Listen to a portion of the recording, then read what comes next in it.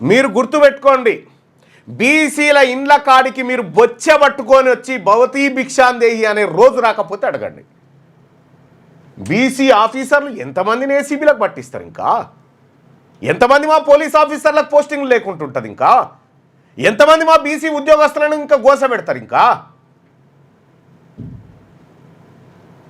బీసీలకు 42% రిజర్వేషన్ ఇచ్చిన తర్వాత నోటిఫికేషన్లు, ఉద్యోగ నోటిఫికేషన్లు, బీసీలకు 42% రిజర్వేషన్ లోకల్ బాడీస్లో ఇచ్చిన తర్వాత లోకల్ బాడీస్లోకి మీరు రావాలి ఎన్నికలకి.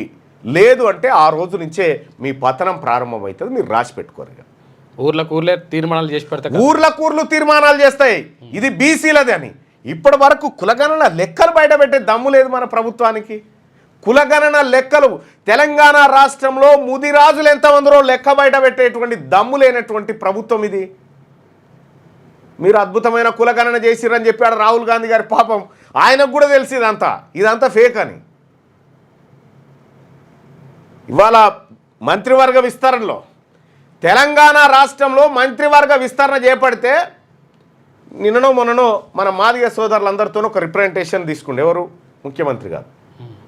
చాలా అరుదుగా తీసుకుంటున్నట్టు. ఎందుకు తీసుకుండొచ్చు చెప్పురి? అటు వివేక్కు చెక్కు పెట్టడానికి, వివేక్కు చెక్కు పెట్టడానికి మాదిగ సోదరులందరి దగ్గర నుంచి వినతి పత్రం మాదిగలకు ఇవ్వాలి అని చెప్పి ఒక రిప్రజెంటేషన్ తీసుకుంది. సరే, మాదిగలకు దక్కాల్సిందే, కాదంటలేదు. కానీ మీరు ఎవరెవరిని ఎక్కడెక్కడ చెక్కు పెట్టుకుంటూ వస్తున్నారో స్పష్టంగా మన ప్రజలు గమనించాలా. ఇవాళ తీన్మార్ మల్లన్న కాంగ్రెస్ పార్టీలో ఉంటే ఎంత ప్రమాదమో రేవంత్ రెడ్డి గారికి తెలిసినంతగా ఎవరికి తెలియదు. ఇప్పుడు వివేక్ మంత్రివర్గంలోకి వస్తే ఎంత ప్రమాదమో రేవంత్ రెడ్డి గారికి తెలిసినంతగా ఎవరికి తెలియదు. ఇంకో విషయం ఏంటంటే, ఎప్పుడైనా ఇట్లా అంటే రేపు పొద్దున మాదిగలకు మంత్రి పదవి కావాలి, వివేక్ది కట్ చేయండి అనేటువంటి మాట వైపు చెప్తూనే ఎస్సీ ఎస్టీ బీసీలకు ఒకటొకటి చొప్పున అని చెప్తా ఉన్నారు. మీ తాత జాగిరా 6కి 6 బీసీలే. అవి 6కి 6 మంత్రి పదవులు బీసీలే. లేరా మా బీసీలో? మా శ్రీహర్ ఎటుపోయిండు?